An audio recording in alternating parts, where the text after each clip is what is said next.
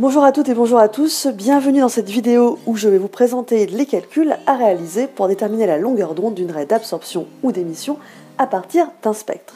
Alors mettons-nous en condition d'examen en utilisant un spectre d'une qualité esthétique graphique redoutable, puisque aussi on a une photocopie, en général c'est ce que vous aurez pendant un devoir.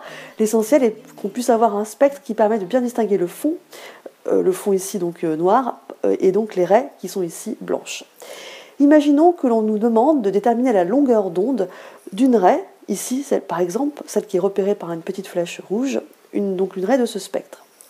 Avant de commencer à faire le raisonnement, il faut bien comprendre la signification des valeurs indiquées sur ce spectre. Ici, nous avons des valeurs chiffrées comprises entre 400 et 700 sur cet axe gradué. Cet axe est un axe de longueur d'onde orienté vers la droite et ces longueurs d'onde sont exprimées en nanomètres. Cela veut dire que les différentes raies du spectre ont donc des longueurs d'onde comprises entre 400 et 700 nanomètres ici. Une fois qu'on a bien compris ces valeurs-là, leur signification, il suffit de faire un raisonnement en deux étapes. La première étape consiste à trouver l'échelle du document. Traduction, à combien de nanomètres correspond à 1 cm sur le spectre. Pour cela, c'est très simple, on va considérer les valeurs extrêmes de l'axe, dans notre cas 400 et 700 nanomètres, et on va tout simplement mesurer la distance comprise entre ces deux graduations extrêmes. On prend donc soin de faire coïncider la graduation 0 de la règle avec l'origine de l'axe ici des longueurs d'onde, à savoir 400 nanomètres, et on mesure la distance jusqu'à la graduation extrême de l'axe des longueurs d'onde, à savoir donc ici 700 nanomètres. Et ici, dans mon cas, je mesure une valeur de 16 cm2. Traduction, 16 cm2 sur le document correspondent donc à 700 moins 400, 300 nanomètres, entre guillemets, dans la réalité. Alors on pourrait s'arrêter là et dire qu'on a notre échelle du document, sauf qu'en général, non, ce n'est pas 16 cm2 qui nous intéresse, mais c'est plutôt 1 cm. Un simple produit en croix va me permettre de faire la correspondance. 16 cm2 correspondent à 300 nanomètres, donc 1 cm correspond à 1 fois 300 divisé par 16,2, traduction, 18,5 nanomètres dans la réalité. Une fois qu'on a l'échelle, le plus dur a été réalisé puisqu'il suffit juste de faire encore une mesure et un petit calcul. En particulier,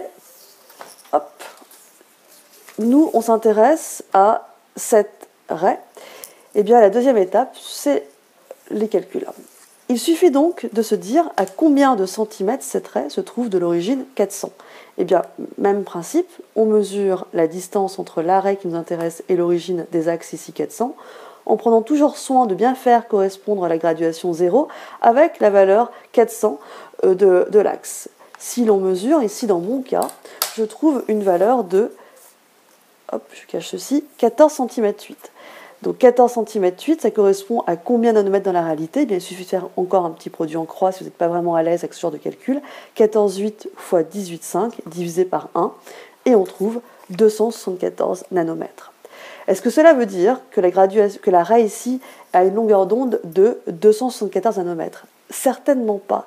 Ça veut juste dire que cette raie se trouve à 274 nanomètres de la raie de référence qui était initialement à 400 nanomètres. Conclusion, la longueur d'onde de la raie qui m'intéresse se trouve donc à 274 nanomètres de la raie de référence 400. La longueur d'onde de cette raie vaut donc 674 nanomètres.